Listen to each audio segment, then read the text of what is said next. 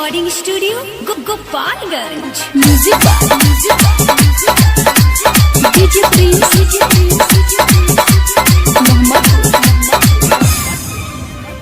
कहेलू बाबा अब होई का होई मानी लो बात तारा होई का होई। कहेलू बाबा अब होई का होई मानी लो बात तारा होई का होई। लेके तू मोला जड़ी कुल्ही पे ए बुची एगो टोटरम काला ए बुची एगो टोटरम काला हाथ फेरना तनी गुली पे। ए बुची एगो टोटरम काला हाथ फेरना तनी गुली पे।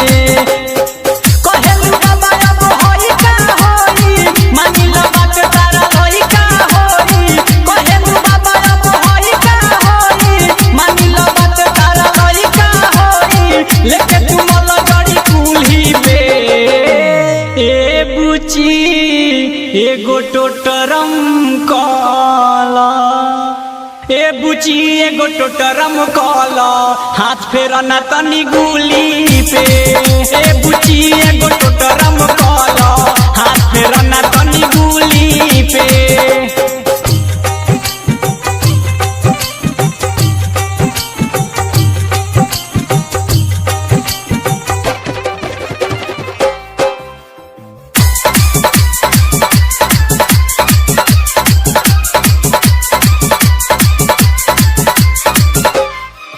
तनी फूलवा चढ़ावो छक पानी के गिरावो। तनी फूलवा चढ़ावो छक पानी के गिरावो। मैं अच्छा तो मिला के बुचिया कहतानी जवन कल तनी आगा से भला जनी एने ओने देखो बुचिया। उठे ना दे हम दरदिया तनी को छापे ना पड़ी हरदिया तनी को। उठे ना दे हम दरदिया तनी को छापे ना पड़ी हरदिया तनी को। लेके टूटी करेनु मूली पे ए बुची एगो टोटरम काला ए बुची एगो टोटरम काला हाथ फेरना तनी गुली पे। ए बुची एगो टोटरम काला हाथ फेरना तनी गुली पे।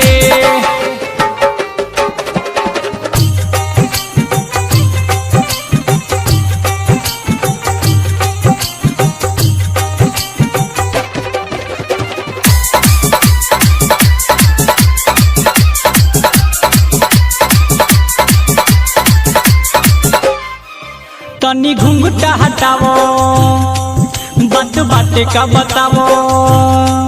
तनी घुंघटा हटावो बात बाटे का बतावो। दूर होई परेशानी बुचिया आवो देह पर टाइट हम ना पी तो हाइट चलो सुध कोई जाऊ कुटिया।